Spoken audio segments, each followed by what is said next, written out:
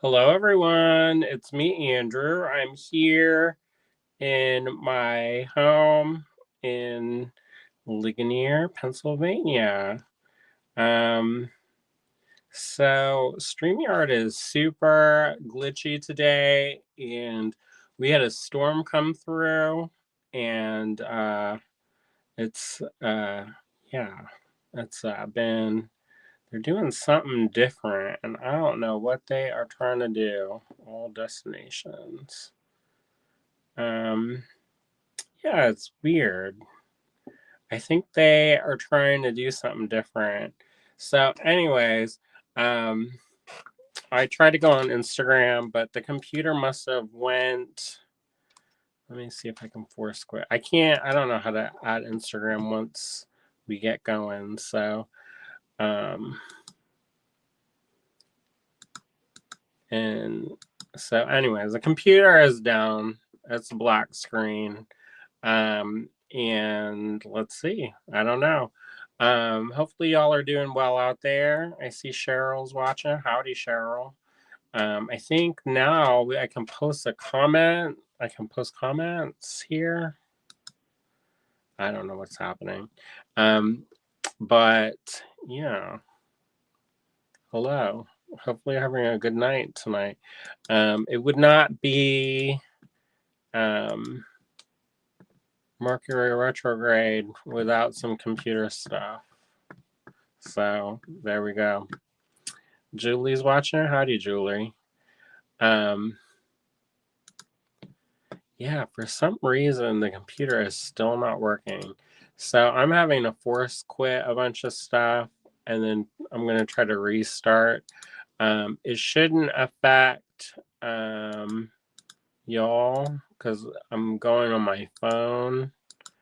Um, and if we can't have the email going tonight, that's fine. But yeah, we had a little bit of a wild day today. Um, I've still been having some sinus issues with the changes in the weather. Um, and so, of course, that's been less than ideal. Oh boy. Here we go. Maybe this is it. Is it going to do it? It's like refusing to restart my computer. It's like, nope, not going to do what you say. I'm my own boss. Who are you? You just put the person pushing buttons.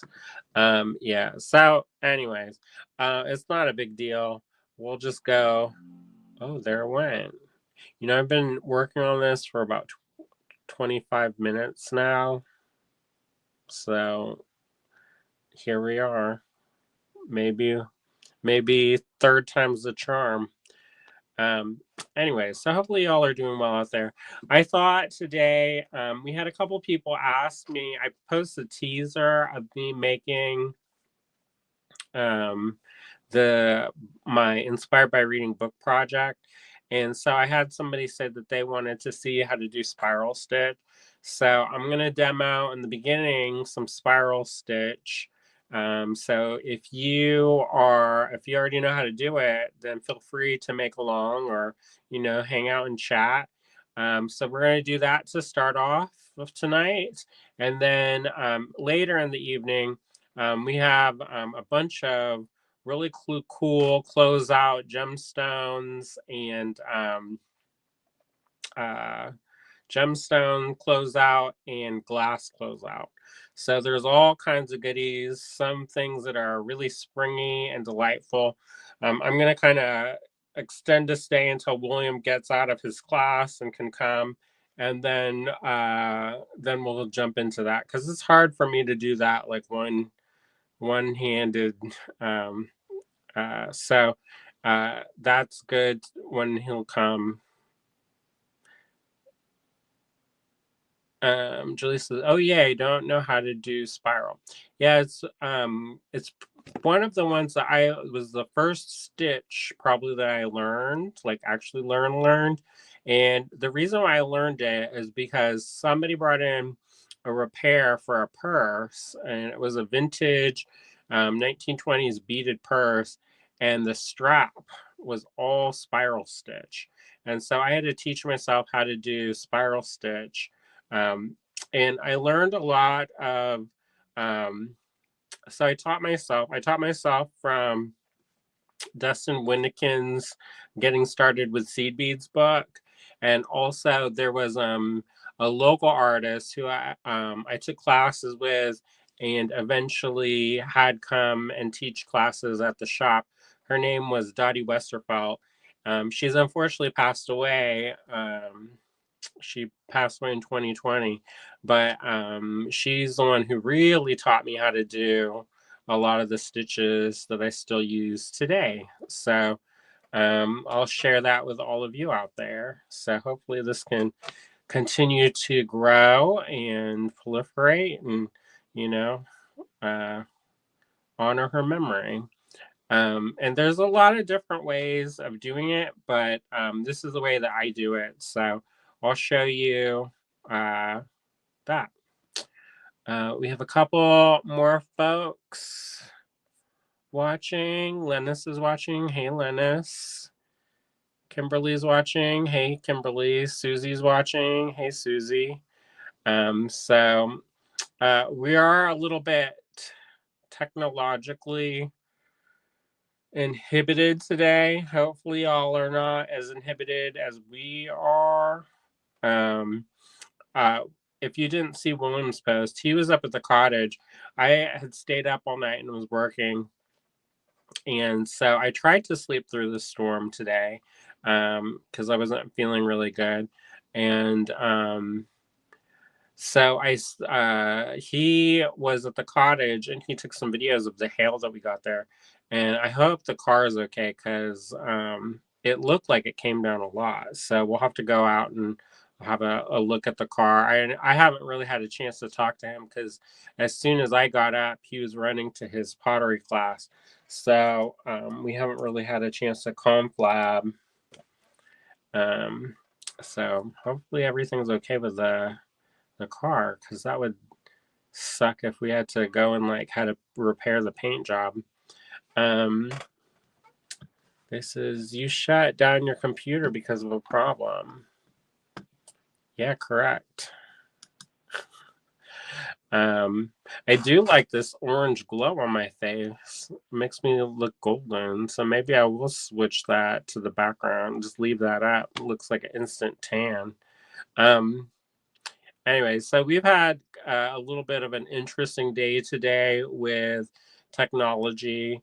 I didn't even know that the computer had issues, and I came up here to get ready for the live, and I was like, how come my phone's not charging?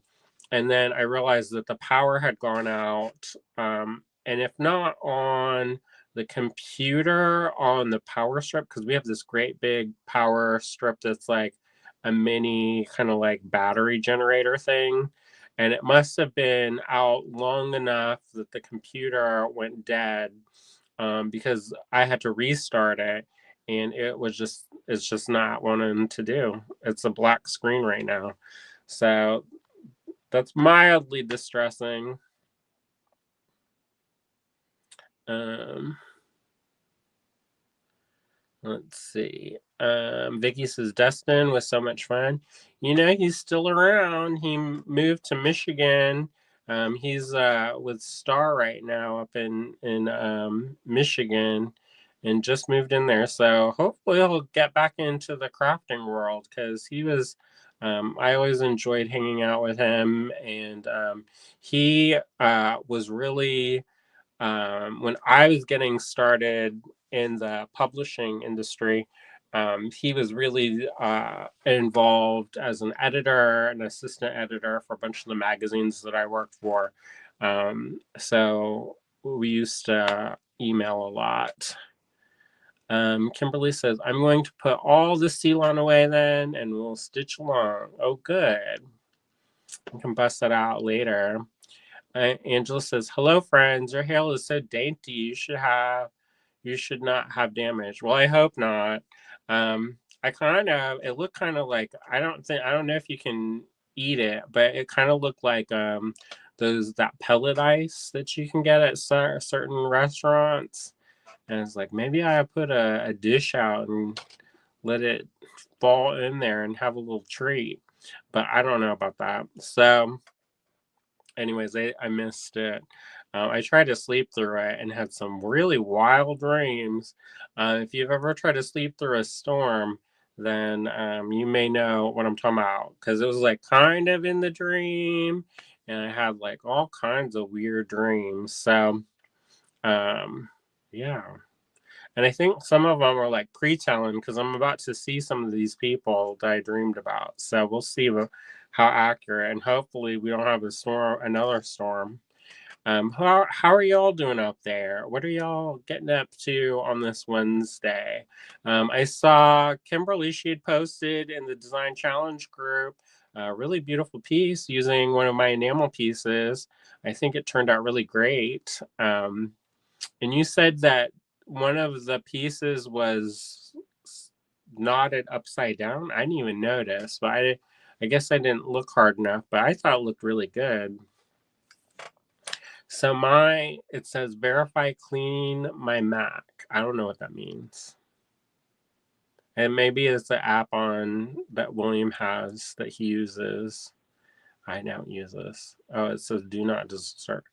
So there's like stuff happening on here, but on the computer, but it's not actually, it's like, I don't know. Melissa, I had a mammogram today. They had the best chocolates there to tempt us into going for sure. Well, at least there's the positive. Hopefully it was not too painful. I know some folks don't have great experiences with that, but it's such an important thing. So I'm proud of you for looking out for your health. So keep up the good work. So yeah, we've had kind of a little bit of a weird day. Like I'm pitching some classes to a local arts organization, and I got my details kind of backwards on some of the stuff, but I should be fine. I talked to them, and so I'm gonna end up submitting some things. So I'm gonna teach a class on um, mark making on enamel. So it'll be like drawing on enamel, and it won't be just graphite, but I'll have all kinds of little goodies that you can draw on with it. And hopefully folks will like that. And then I'll also have a class on decals. So we'll be doing water slide decals. We'll use commercial decals, and we'll also use decals that you make yourself. And what else we're going to do? They asked me to teach the mold making class again, and I'm going to tweak that just a little bit, because normally I teach that mold making class over a long weekend. And I felt like we covered a lot of area when I taught it the first time. And I thought it was a good class, but it was definitely like much more frantic, I feel. And like we could have used an extra hour or two to kind of dive into it. So I'm going to tweak my class a little bit for that, and adjust it so that we have a little bit more breathing room in the class. So there's a couple different things that we're doing, and then there's another class that I'm teaching, that I'm trying to propose, but I have to. Oh, did this do it? Did it do it? I don't know. It's not a black screen anymore. It's Paolo. He's looking out for me. Um, so, uh, so yeah, so I was messing around with that. And I'm also teaching down in North Carolina, and I'm going to be teaching at Sawtooth, which is a school for art in Winston-Salem, North Carolina. That's coming up real soon. And I don't know if William is going to come down, because I'm going to go directly to Memphis right after. So I don't know how that's going to work out. Um, so I have to look at the map, and we have to kind of sit down and kind of triangulate our travel plans with that. It is always nice to have a co-teacher, or a teaching assistant, because I like to be able to talk and just go through all the things that we need to go through. And it's nice to have somebody for support so that they can, help folks with individual issues as they come up. Um, and so we're going to be doing that coming up pretty soon. So if you haven't signed up for that, there are a few class spots available for that. And we're going to be doing powder coating basics. So we'll be doing uh, stencils and all kinds of fun kind of gradients and ombres. And the goal is that you'll fill up a sheet, like those slide sheets of samples. So, and then on the last day, you kind of have more free reign and you can kind of do whatever you want, which is exciting. Angela says, I was looking at your paintings in the store, fascinated by your women. Thanks. Let's see. Oh boy. Sue said they dropped my taxes off. Never turns out well for me. Oh no. Well, hopefully, that can get sorted out.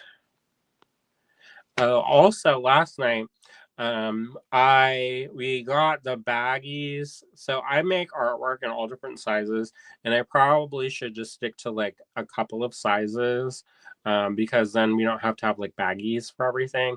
But I like to store the artwork that people can buy in these cellophane bags that are archival quality with a backer board, just so that they don't get dinged up and damaged and kind of, get all chewed up just by transporting them or existing.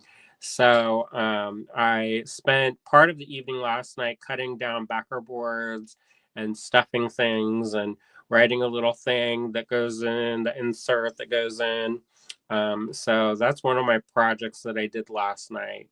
And it always takes longer than you think. So I'm listening to Paula Braxton's Hecate Cavendish, The Haunting of Hecate Cavendish. I think that's the name of the book. Um,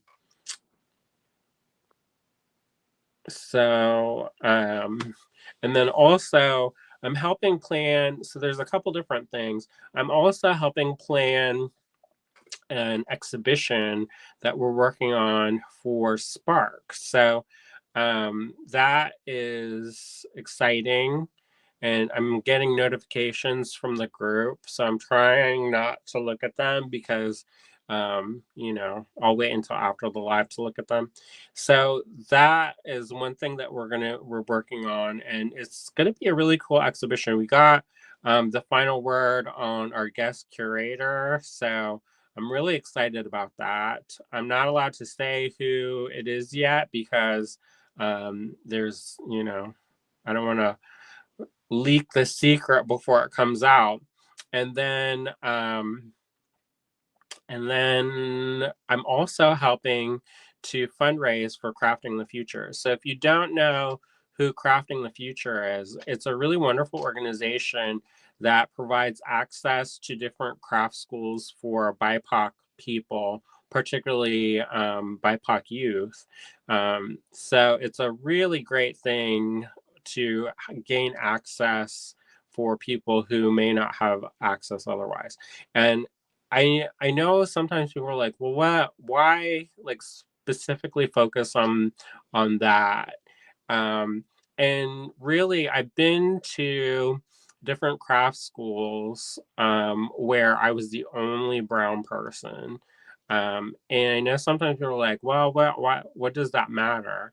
Well, if you don't have access to these spaces and you don't feel like if people don't feel welcome, they're not going to pursue them. So it's a really important thing to uh, have those opportunities for people so that they feel welcome and included And I think that's such a powerful thing. Everybody wants to feel welcome. Nobody wants to feel excluded. And I think the more equality we have, the better we are. The more diversity you have, the better we are. So I try to do everything within my power to help support that mission because it is important to me. So I know some folks it may not register for you, but for me, it's something that I live with every day. So it's important for me to kind of stick up for those things. So, anyways, the reason why I bring that up is because they're currently doing a fundraiser for Crafting the Future. It's a really wonderful organization, and they help so many different people have access to craft spaces and education, which I think education is power. It's one of those things that you can never go wrong with too much. Well, I don't know if that's the right way of saying it, but education is not a bad thing. It's the more the merrier. Let's see. Let me try to get this going, and hopefully it comes up. So anyway, I'm involved with a group called Spark, and it means Smiths for the promotion of accessibility, um, representation, and community. I think I got it. Um, I always kind of just call it Spark, so I don't always remember the acronym or the big words. But anyways, so I was one of the founding members, and I'm on the planning committee. And a couple of us on the planning committee wanted to help raise money for Crafting the Future. So there's a really wonderful artist named Talon. He made a forged stainless steel cake server. It's awesome. I think it's a really beautiful piece of art, let alone like a handcrafted item that is really awesome. So he made that, and Bianca, she made this really lovely sterling silver ring. It is a smaller size, but I don't know, maybe your fingers are smaller. Um, I think it could work as like a pinky ring for me, but if nothing else, you could put it on a chain and use it as a pendant, or give it as a gift, or hoard it like a dragon, like I do. And if you spend $10, all you have to do is go to Crafting the Future and make a donation of $10 or more. And for every $10, you get a raffle ticket, um, or an entry. And just screenshot your receipt. And it's good if you can put um, in the note sections that you're doing this on behalf of Spark, because it's always nice for them to know where the money's coming, how they're getting the money, and then you send us that screenshot to our Instagram, the Spark Instagram, and it's Spark_metal artist. And if you go to my timeline, or oh, and I made earrings. So if you like those Kumbu earrings with the 24 karat gold and the reticulated silver discs, um, I think they're cool. I like it. I think that gold really pops when it's got that oxidized silver, that really deeply patinaed silver. So it's like that black and gold. If you're a Steelers fan, there you go. Um, anyway, so you don't win just one, but you win all three prizes. So if you go to Crafting the Future, make a donation, make sure in the note sections you put um, that it's for Spark, and then send us a screenshot. You'll be entered to win. And so far, I don't think anybody has done it. So I'm a little bit bummed about it.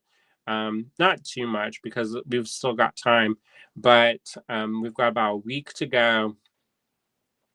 Do we have a week to go? We have a few days to go before the end of the raffle.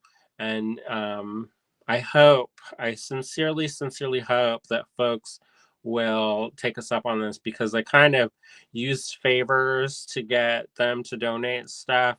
And if it doesn't have a good return, then I'm going to feel like not awesome for like begging and pleading for stuff. So anyway, so hopefully folks will start making donations and sending in their screenshots and make the raffle fun. Otherwise, I'm gonna put in a raffle and I'm gonna be the winner, and then I'll just keep the cake server for myself and keep that ring, and then I'll pierce my ears, and there you go. Then I'll be the winner. So help me not be the winner. Usually I'm wanting to be the winner, but in this case, I want other people to play along too. And for $10, that's like a coffee at Starbucks nowadays. Kimberly says, thank you, Andrew. The choker with a turquoise slab has some carved bone fetish beads that are upside down. Oh, sometimes that happens. Kimberly says, I think I'm going to have to cut it apart though, because those bone beads hit weird when wearing. Oh. Lena says, Aster chocolate has herbs in it. Like, like, um, like medicinal herbs, or like lavender. I guess lavender is medicinal in a way. Angel says, oh, she said, I was looking at your paintings in the store, fascinated by your women. Thanks. Kimberly says, happy herbs. Oh, well, great. Then you must be in an awesome mood then, hopefully. It'll be chill tonight. Oh, Linus is lavender, chamomile, etc. Oh, but I guess those are chill herbs. Let's see. The email is not working tonight. Y'all, I don't know. I don't know if I'm meant for this technology. Maybe I'll just go and live in the woods or something with some sticks. But problem, Mercury retrograde, my sticks will break. So who knows? We'll just go with it. All right. So before people are bored to death watching me struggle for my life trying to get this email going, we'll jump into the demo. But I do want to. And also speaking of technical issues, if you did not have a chance to take advantage of the sale last night, we had an April Fool's sale. And when people went to use the coupon code, Shopify was down. So not only have I had problems with the computer today, but Shopify has also had problems. So we extended this sale for an extra day. And you can save 25% off in our online store. That's www.allegorygallery.com. And we have thousands of products there. We have all kinds of stuff. We got gemstones, we got glass, we got the AG Fine Pewter line. We have my artwork on sale, which I don't know how I'm doing that, but whatever. So if you had an eye on some of my artwork, then that may be the time to get it. I'm also going to debut some paintings on Friday, and y'all have seen some sneak peeks, and I've been working on that to get those ready for Friday. That's my my efforts for self-care is not staying up 80 hours in a row, just 40. So we're getting there. Katniss says, tax season is always a horror story for me. So much work just to get reamed, but happy it's over for me at least. Yeah, we are kind of in I'm a little bit worried. to be honest, because um, we've had a lot of changes to our business. So it's going to be usually we kind of everything's dialed in. Um, and so it's not like a big issue.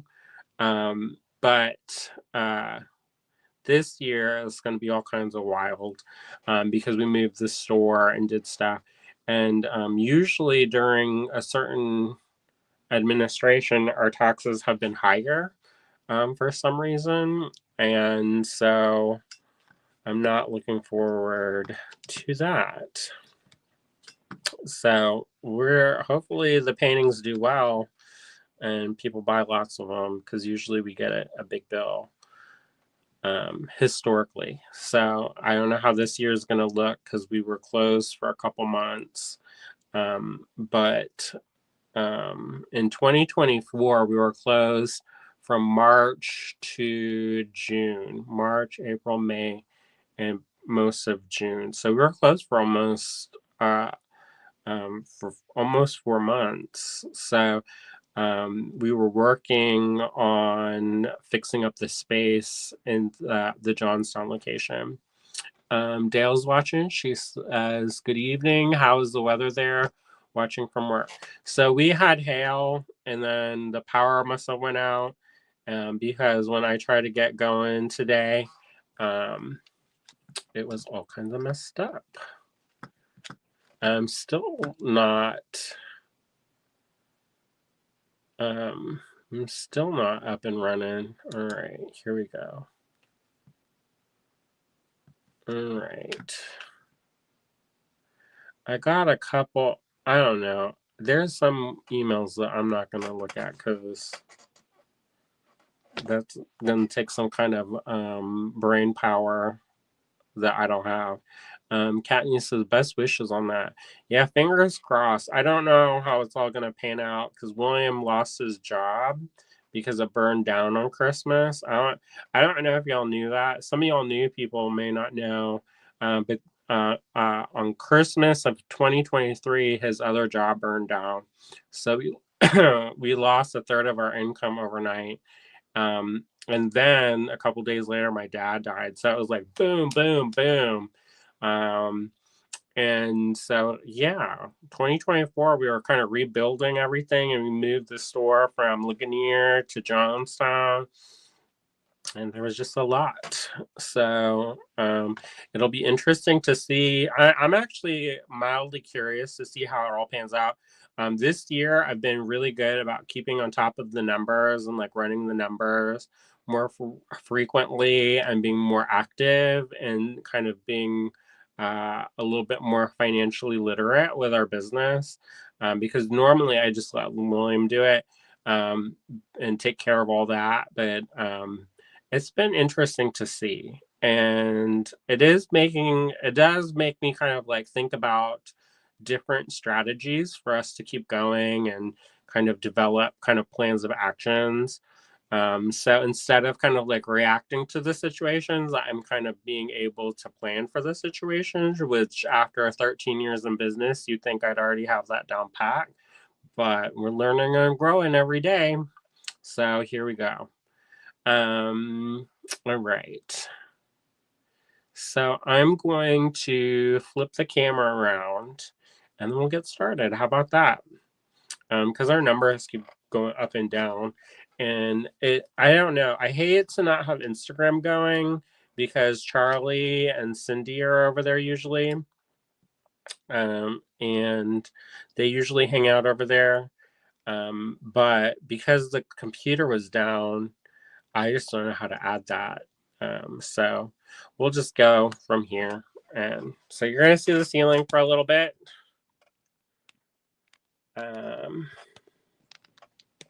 So if you didn't see, we have that sale going on still in the online store. Carmen says, hello, everyone. It's been a while since I've been on. Yeah, I haven't seen you on. Hopefully everything's been well with you. So this is back ultra wide camera. Oh, good. All right. I'm going to clean the lens So if William, he always complains that my lenses are dirty. So y'all know, y'all are my witnesses. All right, I'll put this for color correction. I love this driftwood, but I also is sometimes the bane of my existence when I'm doing demos because the thread cuts gets caught up on it. All right, I'm gonna turn the lights on so we can actually see what we're doing.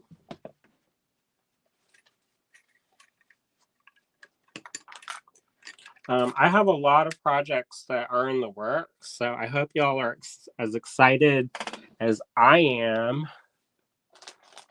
And I'll have to, when I can reveal them, I will. So I started working on this, and this is spiral stitch. It's a little bit different because I made the loops longer. So what that means is usually spiral stitch is a very compact, but I wanted it to not be so compact. So this is what it looks like when you have a little bit of a wider loop. So I think that's a little bit more fun. But the cool thing about spiral stitch is that you can do a lot of different, uh, you can get a lot of different looks just by changing the beads you use. And you can really make it really streamlined, or you can make it kind of pokey. It's all what you use for the beads. I think I have a box of samples somewhere in my life. I have samples somewhere.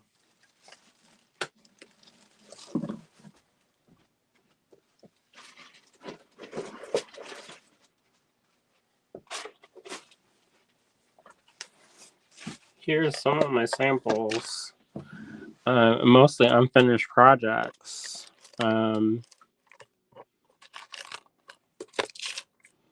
I do spiral stitch? So this one's spiral stitch. Oh, normally I would dump it out.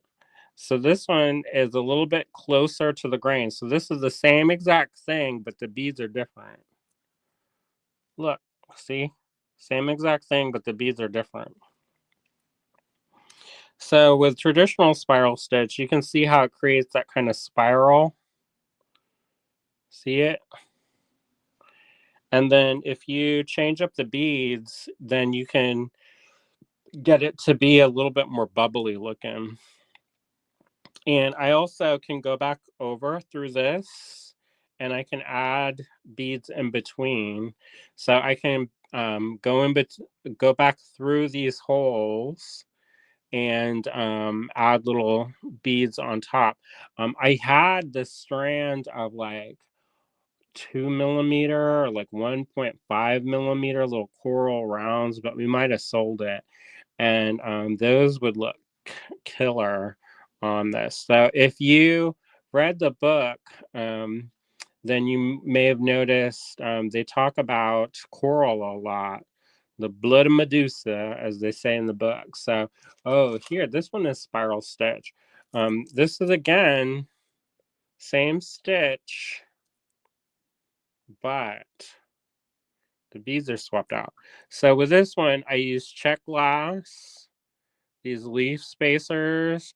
I use these coral rounds, and I use those metal seed beads, and it gives a really fun kind of, you know, when you wear it, it's kind of like the leaves and the berries. So, like I said, depending on what you do with your choices of the beads, it can change up the look, which I think is such a fascinating thing. So if you want it to be more streamlined, you can have it be more streamlined. If you want it to be all sticking out, you can have it be all sticking out.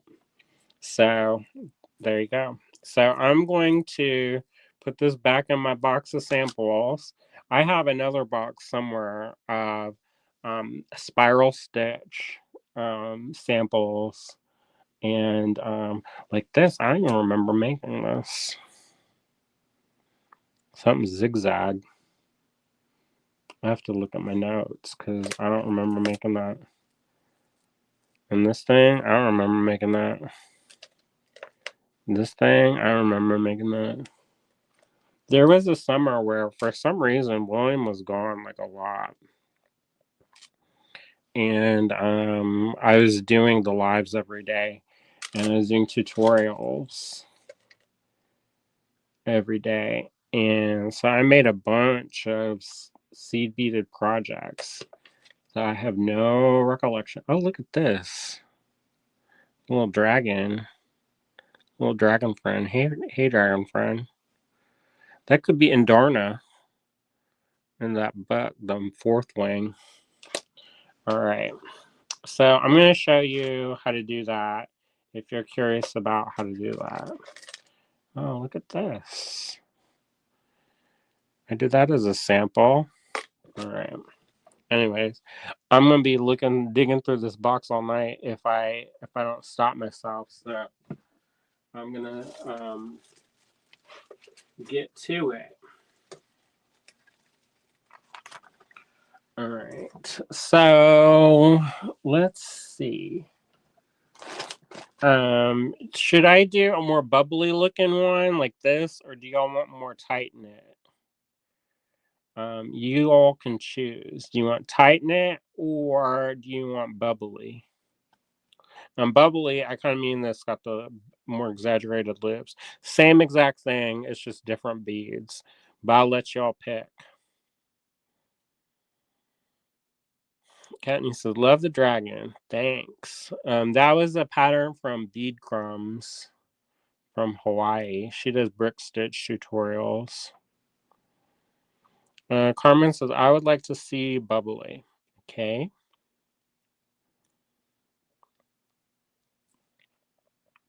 Julie says bubbly. All right. Cheryl says, whatever you think is easier to follow. It's the same thing. This is Carmen says, I know how to do the tight stitch. Well, you just add more beads in the row. All right. So what I like to do is I like to make piles. So these are some vintage check glass seed beads, and these are like a size 6-ish, six adjacent to 5. The thing about check glass is that seed beads is that, especially vintage ones, is there are sometimes wonkadoodle ones. Like this one, what was this? It's living its best life. It's a little eggplant, a little chili pepper. It don't belong. Don't use this one. Go pull that one out.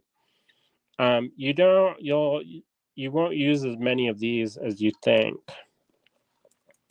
So I will put all right, let's see what I've got. So I've got these little ones. I love these little ones. They're vintage coral, and I hoard this business like I'm a dragon, a little coral dragon. That sounds cute. I use a lot of these, so I'm gonna make a pile of these. And like I said, when you pick the beads, it determines your design. So one thing I will say is don't pick anything that has too small of a hole because you won't get as many thread passes through.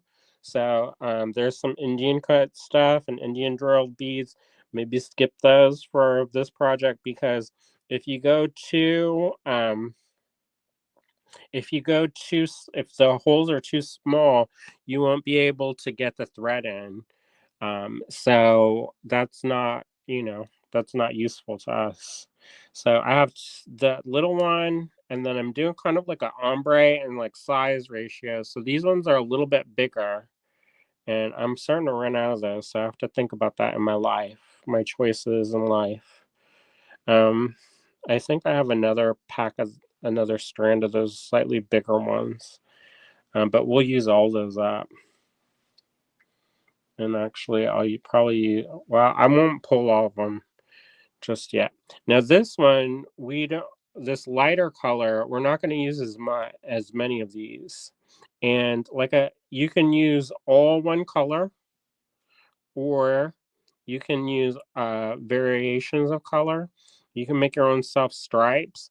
When I learned how to do this, um, I think I use size 10, maybe size 10 or 11 seed Rocal seed beads. And so it took a while. This one is because there's bigger beads, it takes less time. The thing is though, is don't get tricked and thinking, oh, once you finish doing your once you finish stitching it up, uh you may be able to think, oh, I'm done, but the fun is just beginning. Um, and so it's really important, especially with these more bubbly shapes, that you go in and you reinforce your stitches. Because the way it is right now, some of these only have one thread pass that goes through them. And if it has only one thread pass going through it, it's extremely fragile, y'all. Because if it gets snagged on something, all them beads is going to be on the floor. And you're going to be reenacting the Witches of Eastwick, and you're going to be by Felicia down the stairs. So, um, reinforcing your work with stitches is important. So just keep that in mind. I'm going to take some more off these. But you won't use as many of these little pinky coral ones. So for this project, I'm using Fireline, I'm using 6 pound, and I'm using the crystal.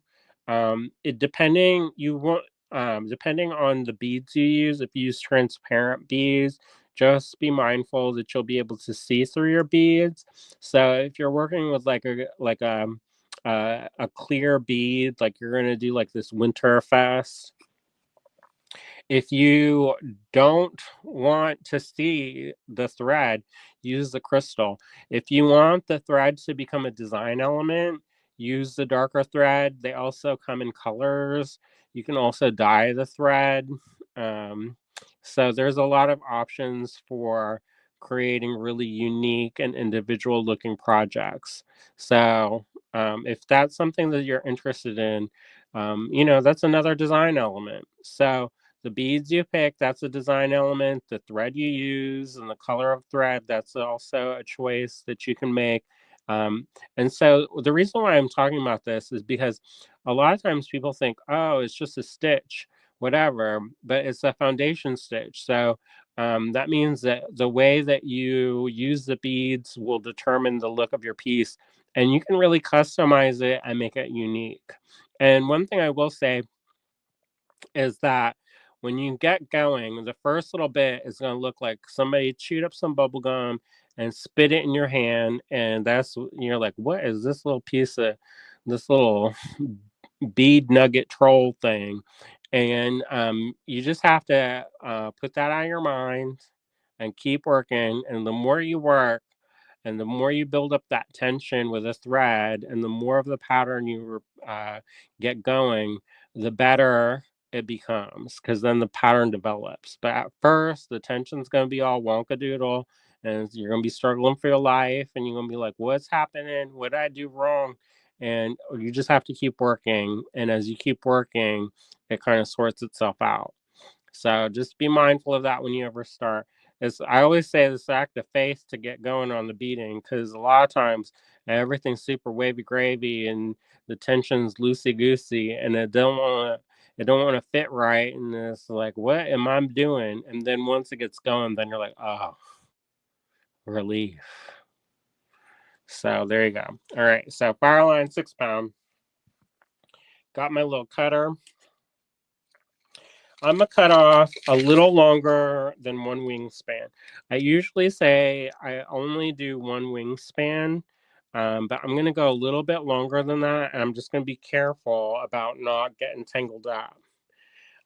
Because I don't want to add a lot of thread unless I have to. All right, so with these cutters, I kind of close it like this, and I take the thread and I pull it like that. And see how that I didn't go like this. I went like I close it up and then I pull the thread and let nature do its work. Because sometimes if I try to go like snip it like this, it gets kinked up into the blades and then it's not really ideal for trying to fit that business through the eye of a needle. Cheryl said that cut like butter. It's sharp if you know how to use it. If not, even though it's sharp, it kind of looks like somebody chewed on it with their teeth, and then the thermally bonded threads come unbonded, and then you're gonna be having to pray on it a little bit. All right, let me get my needle. All right, so I'm gonna use.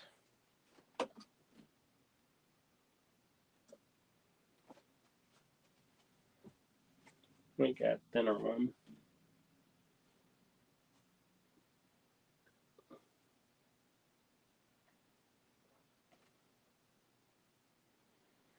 All right, so this is a size 10. I think this is a size 10 needle.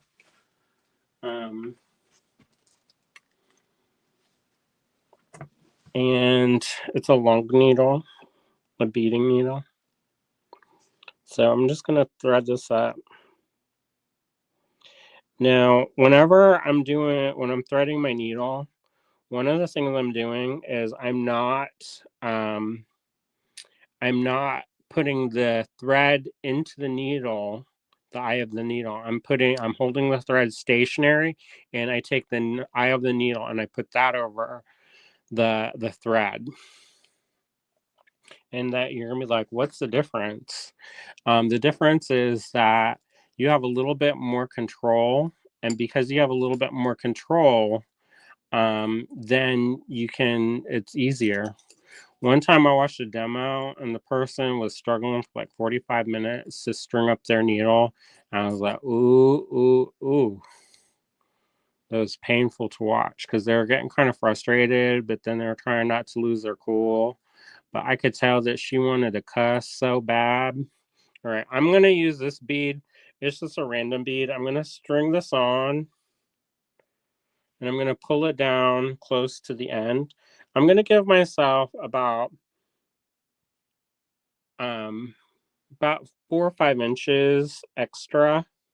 So the reason why I cut off more than a wingspan is because I'm going to leave this tail purposely long so that I have that to weave into the end later on. So the bead is coming up through here like so. And I'm going to take the needle and pass it up through that bead. And this is going to be my stop bead, y'all. So I normally don't add a stop bead.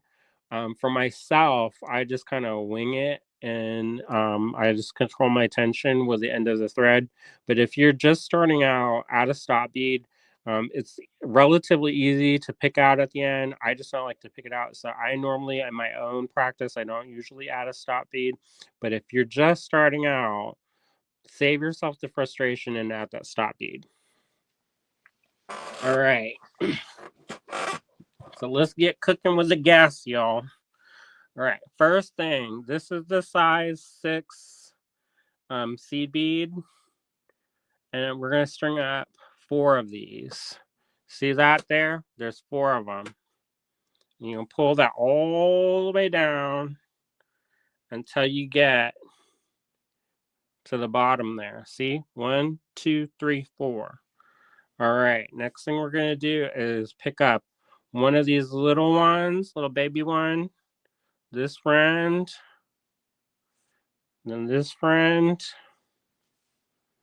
Then we're going to go in reverse order, pick up this friend.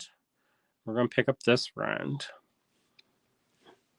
All right. So I've got this sequence. The little end, the big one, the pink one, the other one, then that one. All right. I'm going to run this all the way downtown. And it's going to go like this. It's going to look like this. You're going to be like, what is that? What are we doing?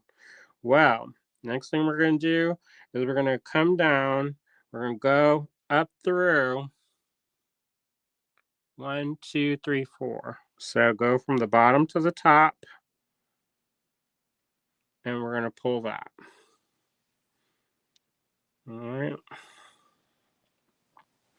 So this is how you get the kind of bubbly shape.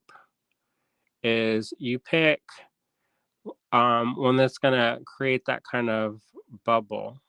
See how that looks? I don't know. There's a weird shadow. Let's see if this helps. Hopefully I don't burn up my phone like this. All right. So we've got this like so. Then we're going to string up one check glass seed bead. And then we're going to pick up our side sequence. So one little one is a little bit larger. Maybe this wasn't the color to demo on because it's kind of blowing out on the thing. All right, so you got this, right? I'm going to move this all down to the base. And see how this is kind of making an upside down P? So we're going to count from the top. So I'll put this off to the side for a second. So we're going to count down 1, 2, 3. And we're going to go up. Let me see.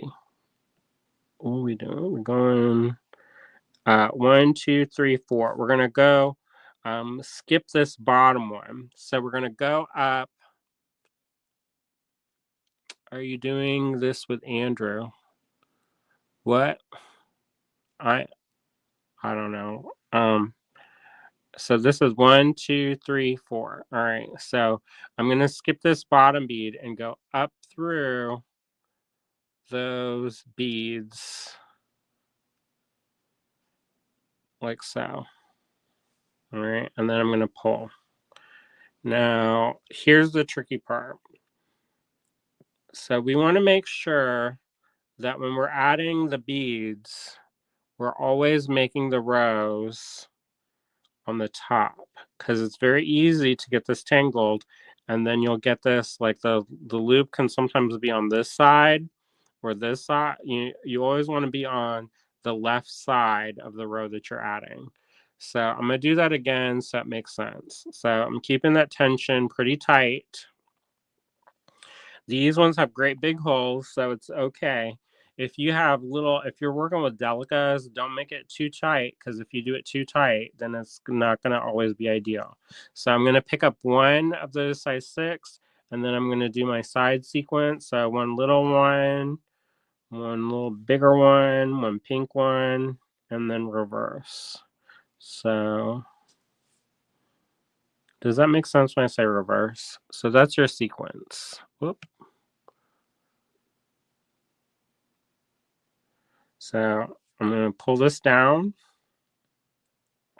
to the end. And I'm going to count down from the top of the size 6 seed beads. So 1, 2, 3, 4. I'm skipping these 2 at the bottom. And I'm going to go up through the top 4. Now you may have the top 3. You may have the top 5. You may have the top 6. It just depends on what you start your original row. All right, so I'm going to do it again, and then eventually it's going to form a pattern.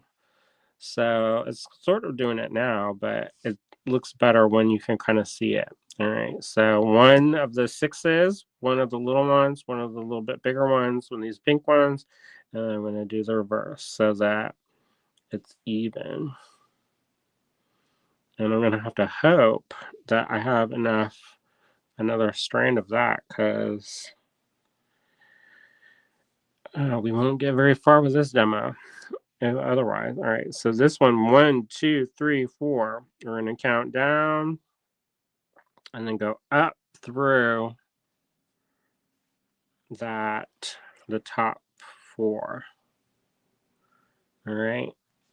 And like I said, depending on the beads that you pick, it may be different. So if you have something that's tighter, you may have only 3 beads. So it just depends on the size of the beads you use. So you kind of have to guesstimate. Um, and Again, I'm going to keep the tension pretty tight on that, and then I'm going to continue. So then at this point, it's just repeating. So pick up one size 6, one of these little ones, one of these ones, and one of these ones. And then I do the reverse. All right, pass that down to the bottom. Then I'm going to count down to 4 from the top. 1, 2, 3, 4, and I'm going to put that up. And this is a really easy thing. I've taught 10-year-olds to do it. So, I mean, they were pretty advanced for beading, but I've taught 10-year-olds to do this, and they did it. So I know sometimes it can be intimidating, but they don't have motor coordination. Cheryl says, I'm trying. So far, so good. Okay. So look how that's developing. That's developing a pretty nice kind of look. And depending on how big you make your piece, it also will depend how that pattern will look. So if you have a real short piece, sometimes, like with this one, it's a little bit shorter, so you're not going to always see that pattern. But if you have a longer piece and you keep your tension pretty tight, you'll see that a little bit more. You'll see it a little bit more. So I'm just going to repeat a couple times. Julie said, this is doable. Yeah, it's so easy. It is a little bit frustrating if you start catching stuff on, if you catch stuff on things, then that's not as ideal. So I'm just going to talk with you all about life and stuff until we run out of those, which seems like we're going to do that in like 2 rows. And then we'll talk about adding thread, and then we'll talk about finishing off your rows. So I'm just going to keep going until I run out of those 1 beads, and then we'll go into adding thread, and then we'll also talk about finishing it off.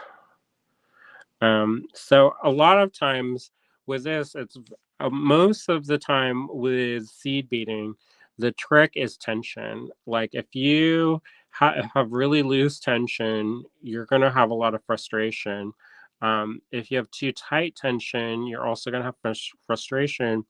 So you kind of have to learn to do it. Sometimes I hold my beads like this. You don't want that tail to get caught in there, and that keeps them nice and tight. And then I give a little bit of a pull, not too hard, and see how it's kind of forming. And this one, because it's a little bit bigger beads, it's not going to be as tight, but I think that's fun.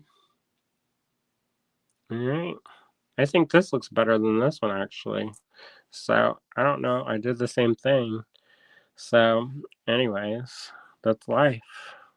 Maybe that stop bead is the thing that saved my tension.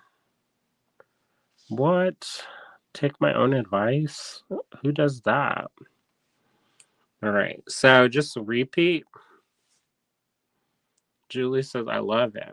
So this is something that once you get down, like once you get your pattern down and you get going, you don't even have to look at it like too hard. I mean, you have to look at it a little bit when you're kind of digging the needle around, but you don't necessarily need to have it be too. So that's how they did that. This is how that purse strap was. It looked like this, but it was all black beads, so it made it real hard to see. Um, So that's how I got started with seed beading. Because before that, I mostly did stringing. So that was where I cut my teeth was on stringing. All right.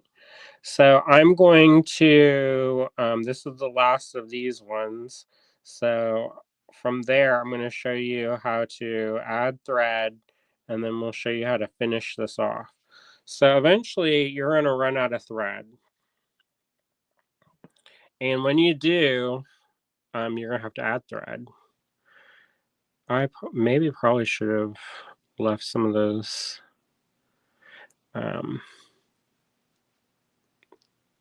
Well, it'll be fine. So I'm just going to show you how to do that. All right. So if this is how you're starting, I actually don't want to mess that up because that actually looks pretty good. I actually like this better than the other one. So I don't know what I'm going to do about that. But anyway, so, all right. So say you need to add thread. Imagine this is a little shorty thing. You don't want to go too short. Okay. So here's the thing. Don't wait to add thread until it's desperate at the last second. Because the thing that's going to make your beadwork stand out above other people's beadwork is that if you do your multiple thread passes through stuff, it makes your beadwork much stronger. So we want our beadwork to be strong. We want to have at least 2, ideally 3 passes through. So 1 is mostly decorative. If you have something that's like a tight to the form, like the one that I showed you, that green one that I showed you in the beginning, if you do that, you don't necessarily have to go through twice, because the holes are kind of small and the beads are small, so it makes sense to just go through once. Because if you go through too many times, you can also make it a little bit too stiff. And that's another thing. Okay, so here's another thing. Depending on your string material, I like for these kind of the bigger beads, I like to use a thermally bonded thread. But if you are working with seed beads, like just little seed beads, it's good to use Nymo. And Nymo it will give your beadwork a nice drape. It won't be as stiff as this. So if you need something to be stiffer, use a thermally bonded thread, and it's a little bit sturdier. The Nymo, you have much more of a drapeability to it. So keep that in mind as well. Now, if you do use Nymo, it is 100% crucial to wax your thread. So use a little bit of thread heaven. We also sell, and we have a huge tote tin of this, and it's like a handmade thread heaven. And if you're interested in that, let me know. And I have a huge box of it. And we'll eventually sell that at some point. But anyway, so it looks like chapstick, but don't put it on your mouth. I mean, I guess it won't hurt you, but sometimes you don't need to put everything on your mouth. But yeah. So if you use Nymo, make sure you use thread heaven and condition your thread. So really work it into the thread so that it's nice and lubricated, because you can end up with some tangles with the Nymo if you don't do that. And also it can get like bound up in the beads and get all funkadoodle in there.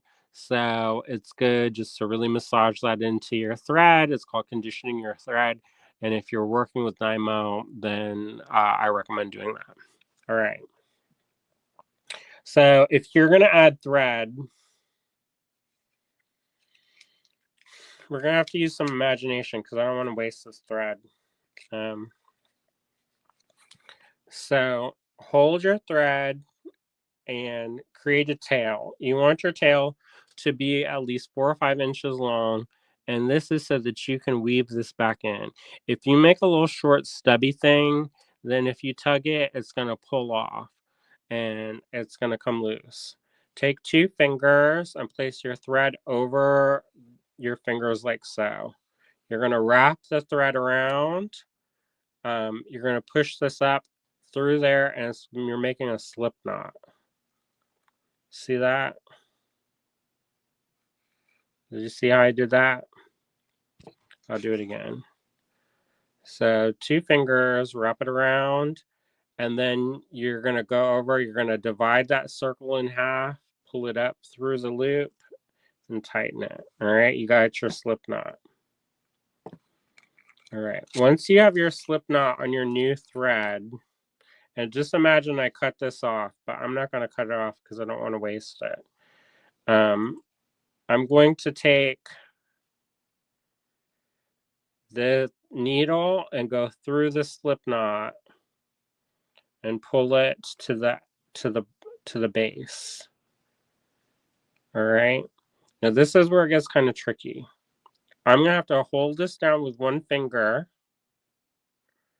and I'm also going to have to pull at the same time as I'm doing it. All right. So I'm holding this firm and I'm pulling. You'll actually hear a pop. And that means that the knot is going up through there. All right. So then you take the 2 shortest pieces and you tie once and you go down, and then you do another knot and you go through twice. You do a square knot. I'm not going to do that because then I don't have to take that out. But I'm real frugal with this thread, y'all. But I was working on a project the other night and ran out of the thread. And then I have a bead store and I was like desperate and I had to like wait until the next day to work on it. So I'm not going to waste this. But then you just weave these back. So then you'll have these shorter threads and you weave them back in. And eventually you'll do some half hitch knots every once in a while. And that's kind of the organic process. It's hard to describe. You just have to follow the thread around until you run out of thread, and then you do a half hitch knot, and then either use a thread burner or you cut it really close, and that's how you do that. All right, so I'm going to take this apart real fast. And you'll see how kind of a pain in the butt it is. Once this stuff gets a knot in it, it's really hard to get a knot out of it. But that's basically how you add a thread, and then you can just keep working. And you may be saying like, what do you need that thread for? But usually I can do one of these bracelets pretty quickly. And generally speaking, I just have to add, there's about 2 threads that I use. So depending on your wingspan or how you're working. So if you've never had to undo a knot with Fireline, you have to take your needle and go in the middle of the knot and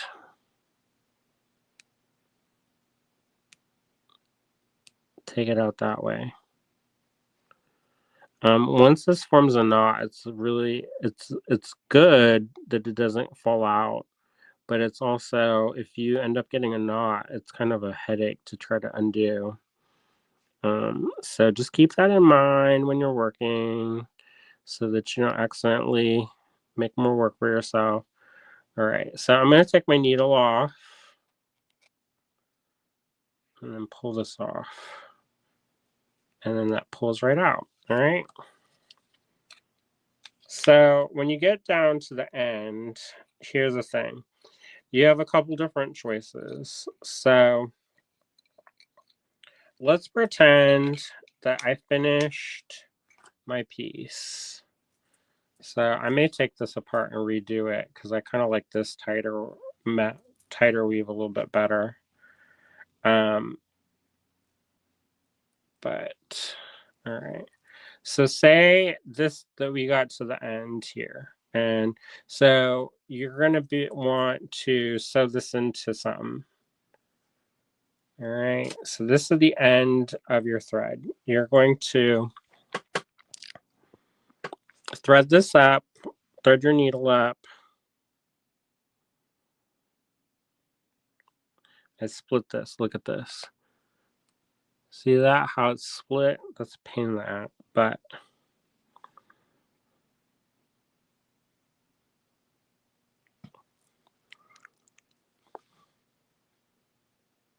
And then also clear out, like if you've been working, clear out your hole a little bit, because sometimes that gets all funky doodle and then it kind of blocks your hole. And then I feel like that will inhibit. All right. So I would like to pick something that's going to comfortably go through my beads. So if you have something like a size 10 seed bead, let's see, what's this? That's not it. You'll want to get something that will go through the end of your clasp. And I'm going to show you this clasp. It's the AG Fine Pewter clasp.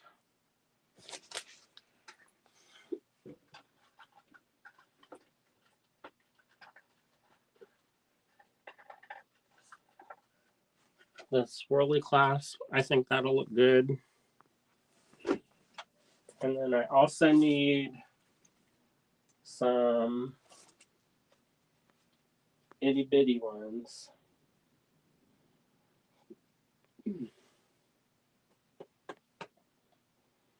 And in theory, I have a whole tray full of seed beads for this project.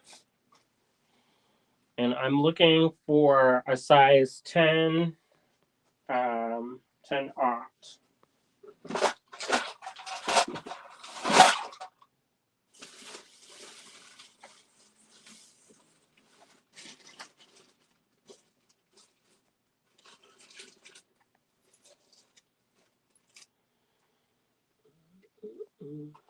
There you are.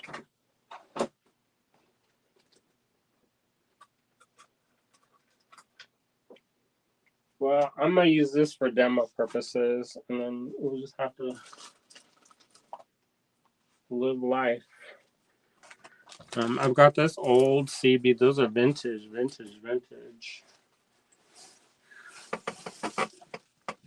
All right. So these are the 10 ounce. And then I'm going to dump some of these out. Careful, like. This one's an old tube. Let me go. I have to twist it in my shirt. Get it loosened up. And just spill out just a few. Because you're not going to need them all. All right. So you're going to need probably 12. I like to string 13 because it's an odd number. So I've got 4 right now. 5, 6, 7, 8, 9, 10, 11, and 12. All right.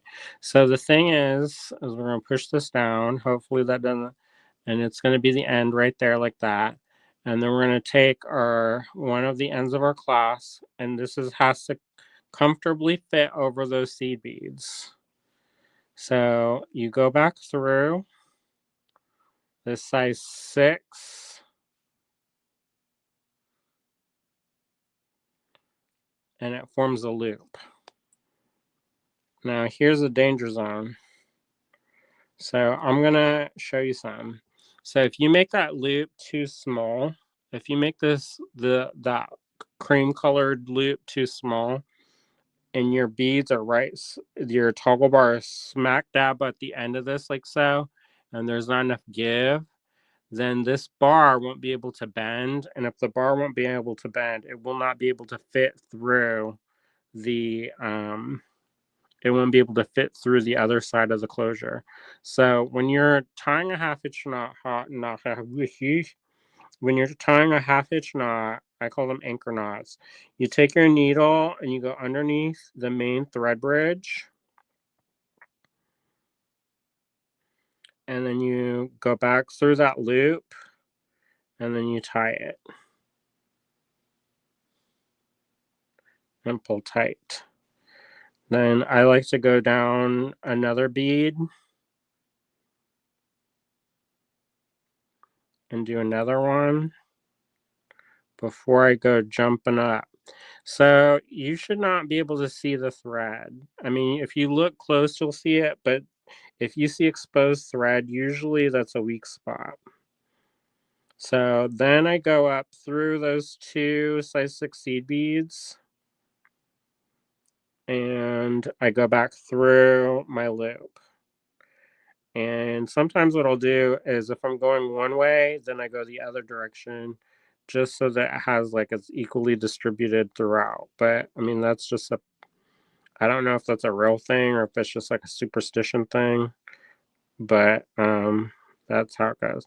Now, if you get to the point where like this is really short, sometimes what you can do, I should have adjusted the tension for this a little bit.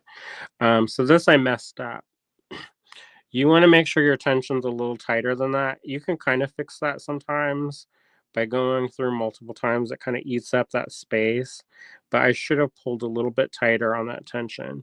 So here's a trick of if your thread is too short and you're getting down to it and you don't want to add a whole thing of thread, thread your needle up through the beads. I don't know if you can see that or not, and it doesn't, the thread's not attached, and then while it's still on the beads, then thread your needle and use that and then pull it through, because sometimes if you don't have enough thread, it makes it real difficult to maneuver your needle, especially since they're longer, and you won't be able to get it through as nicely.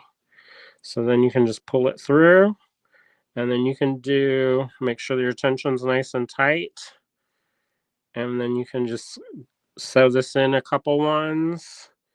And if you have a long enough thread, I like to go through the loops also and do that as well and put a couple half hitch knots. And then when you get to the very end, you just trim your thread. All right. So that's how you get that little attachment. But you want to go through at least 2 or 3 times at the end, because that's where all the force is going. And you want to put your knots in different places.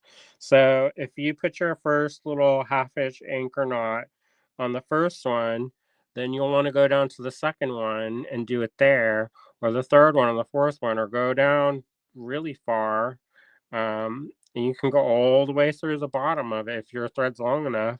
The reason why you want to do that is because if you distribute your knots throughout, it's going to make a much stronger, more sturdy piece. You don't want your clasp to literally be hanging by a thread. Now, a couple people I know, they do this beaded loop, but they don't add their toggle bar on, and they connect their toggle bar with a jump ring. And the reason why some people do that is if you have a, like if you use a lobster claw, for example, if you sew your lobster claw in and for some reason like the spring breaks or whatever, then you have to redo the pretty much almost the whole thing. So, because you're going to have to add new thread and reinforce stuff. It's a real headache. So I know some people, they are very dubious of the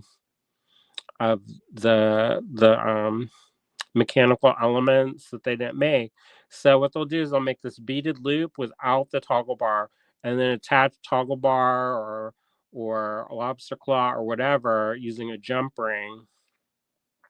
And the only caveat or whatever about doing that is that you have to use a jump ring that is thick enough that it will hold and not come apart. Because if it's too thin, it's just going to pull and stretch out of proportion and just fall off.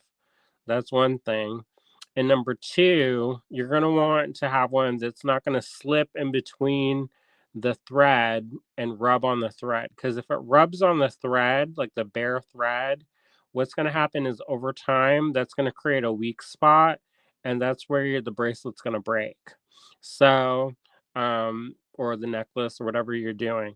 So make sure that you have your thread protected by beads. The beads act as a kind of like a cushion or an insulation that prevents your parts from rubbing together until they fall apart. Boy, that sounded wrong-headed. So, but you get what I mean. All right, so there you go. Spiral stitch. I showed you the stitch, how to add thread, and also how to add a closure.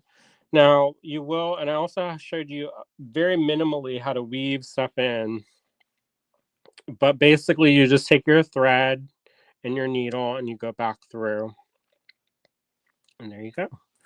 I may redo this so that it's a little bit tighter, because I like this. This one looks a little bit more, I don't know. I like that. I like that little ombre style. All right. Are you all happy in your heart? Do you feel fulfilled and empowered to go out and do spiral stitch if you haven't done it before? All right.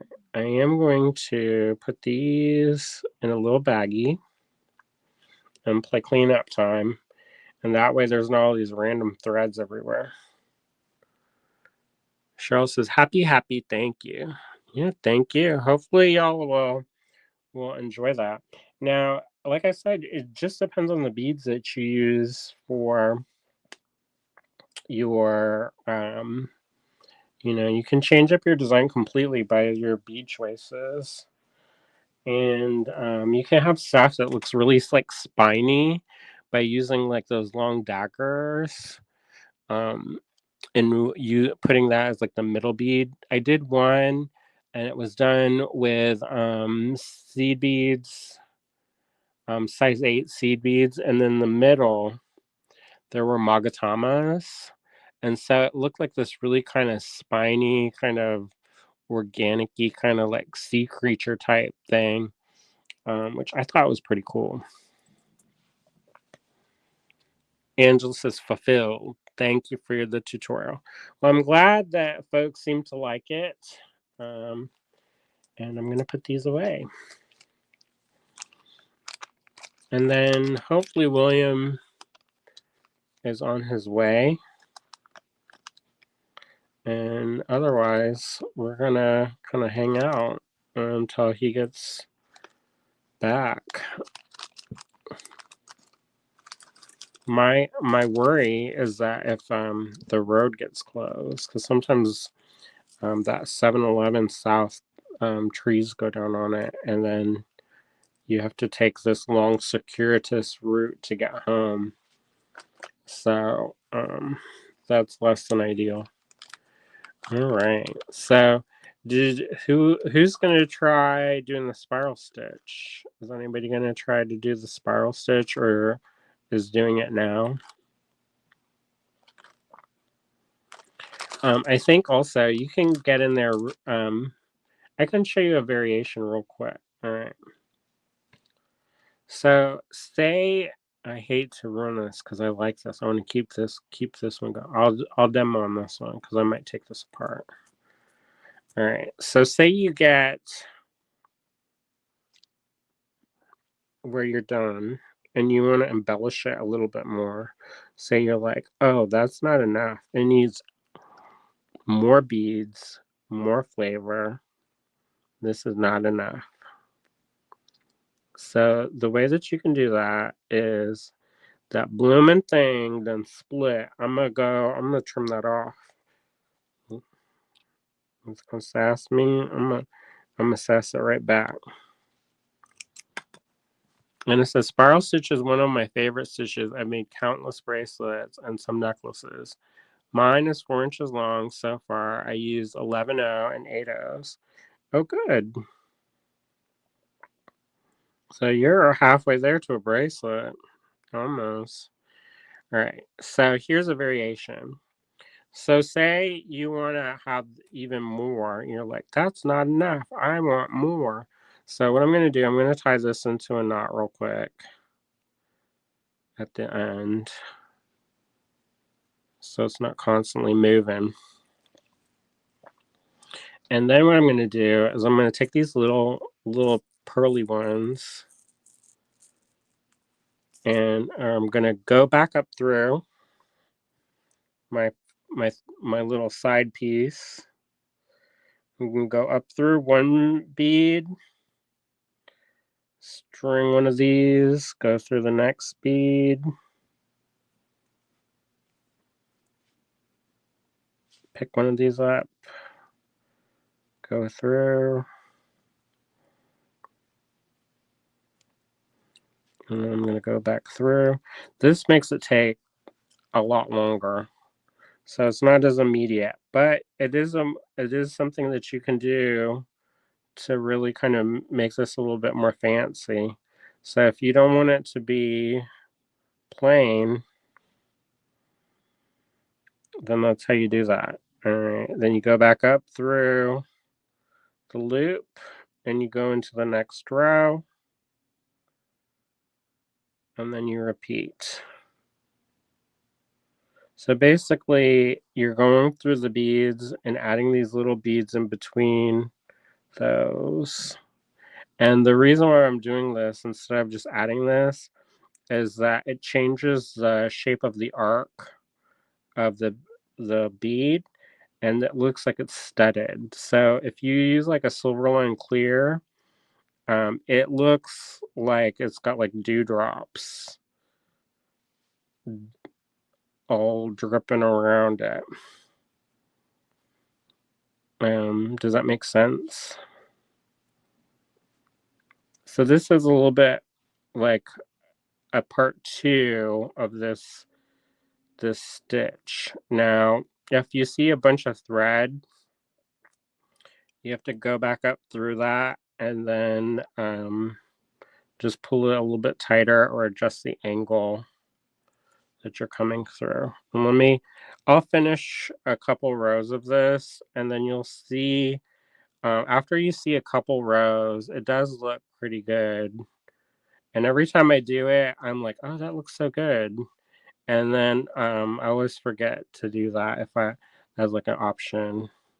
But it does make it take longer. So if you are kind of like you just want to get it done, then don't do this, because you're basically redoing the bracelet. But what I will say is that it makes this much stronger. So if you are worried about the piece not being strong enough and it being too wavy gravy, doing this and adding this kind of like embellishment will 100% make this stronger. So that is what I'm doing. And then once I'll get a few more rows in, and then you'll see how cool it looks. I think it looks like a little creature then. My stomach is all like growling like crazy. I'm a little bit hungry. I hope he got me cake. All right. So I'm just gonna go through, and this is like my normal speed. This is not like the best for like tutorial speed. If tutorial speed is like in slow motion, I feel like, but once you get going, you're gonna be cooking with the gas, and it will be much quicker. I hear my voice. William must be home. All right, so I ran out of thread, so I'm gonna take this off. So let me show you how this looks, and twist this around so that you can see how that looks.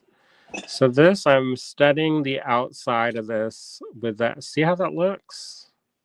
Do y'all like that? The little extra, those little beads in between. I think that kind of looks nice. It doesn't like really play into the book. Then I'll be talking about pearl beads like that, but it kind of adds a little bit extra. You like that extra or no? You're like, ugh.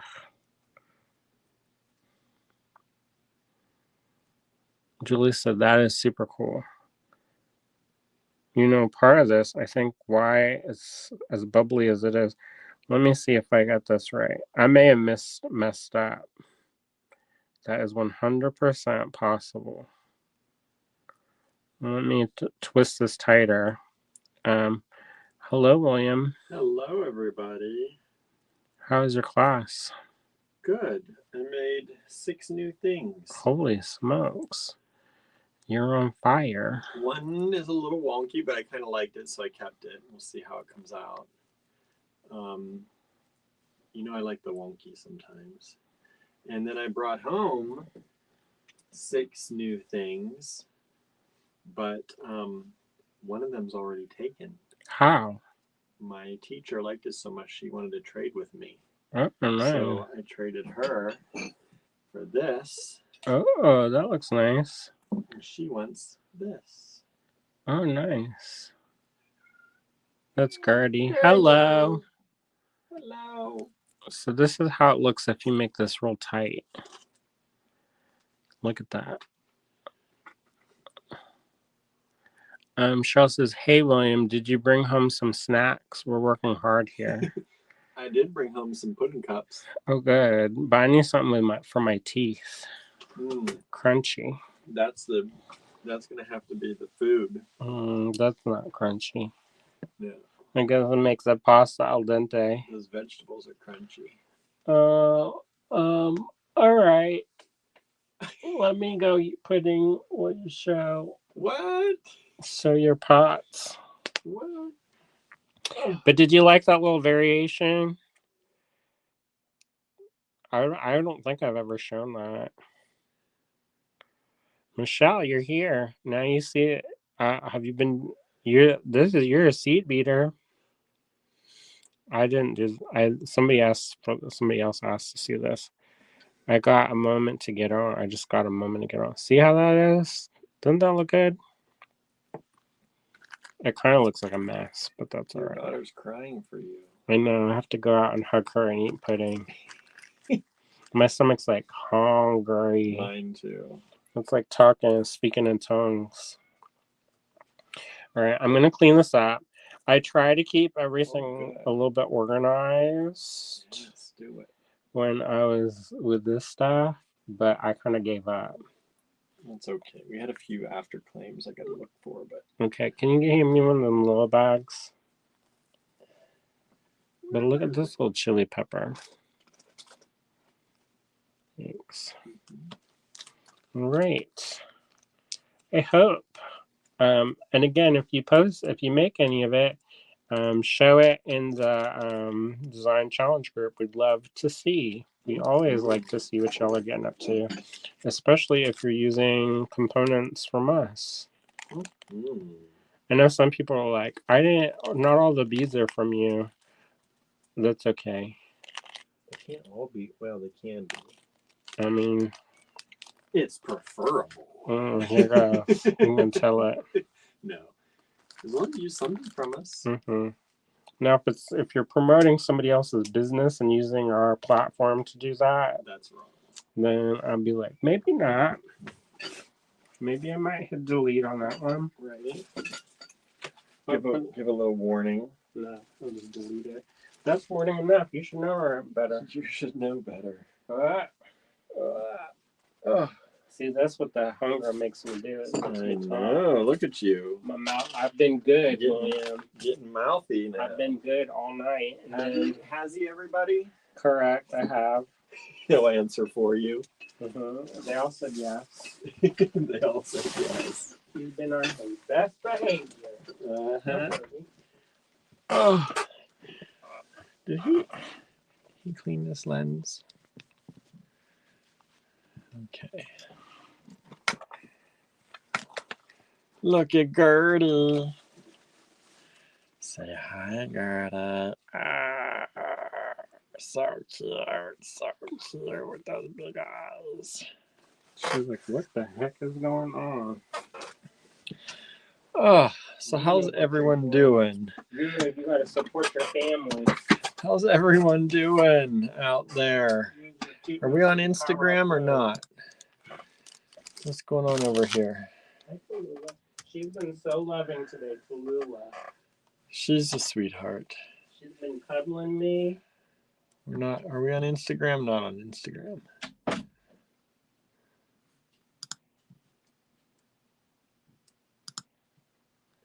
Okay, not. All right. How's everyone doing? And this is, I knew you were going to clean the lens. Hi, Gertie. Was the lens dirty the whole time? Did he clean the lens, everybody? I don't know. I always try and keep that lens clean. So I got some pots to show y'all. I got some new stuff. Let me raise the roof here a little bit. Maybe not that high. Cheryl says, yes, he did. Okay, good. Good. There's just some glare on there. Just checking. Just checking. All right. So here is, let me see. Here is my first one, where I got lots and lots of good running happening, but just to the bottom. Didn't overrun. That's a little bit more than I like to for kiln safety, but it didn't run all the way, and it didn't hurt any kiln, so that's good. And it didn't stick to anything, which is good. And then look at the inside of that. Look how pretty that is. I think it's super pretty. Let me get the other light, because the other light is way over here. There we go. There's some light on the subject. So I really am happy how this turned out. This is a nice little vase, or whatever you want to use it for, really. And you can see some of that clay through, which I really like. So that is the first piece that I did. And then I did this one with some of these polka dots again, which I'm really loving. I love how the glaze runs around them. Oh, his phone is dying. His phone dying. It's plugged in.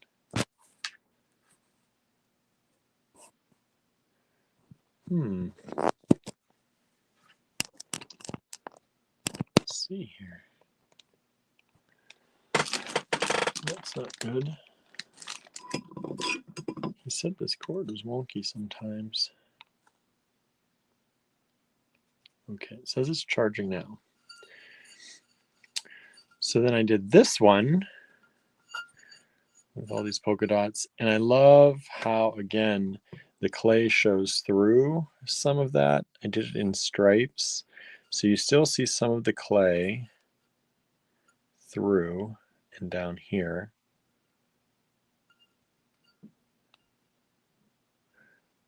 I really like that look. I wanted these, I kind of had the idea of like an ice cream in my head when I did these, and I had shown you all the other one. I don't know where it went. Where'd the other one go?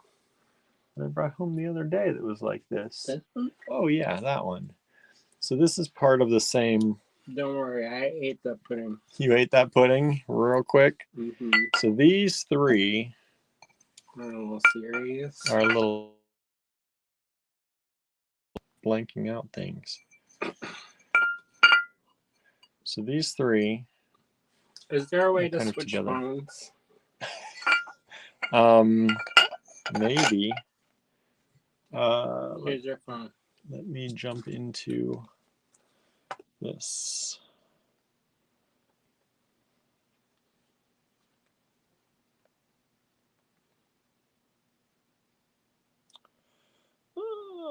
Enter the studio.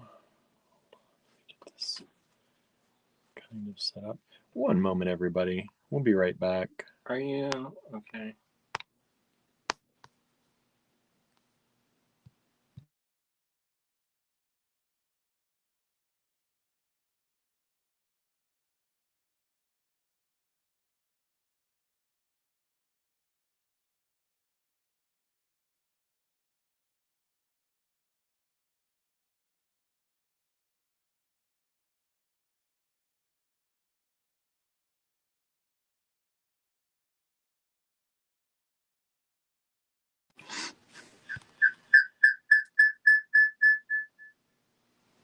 Okay, you should be able to exit. I think we're here now. We're back.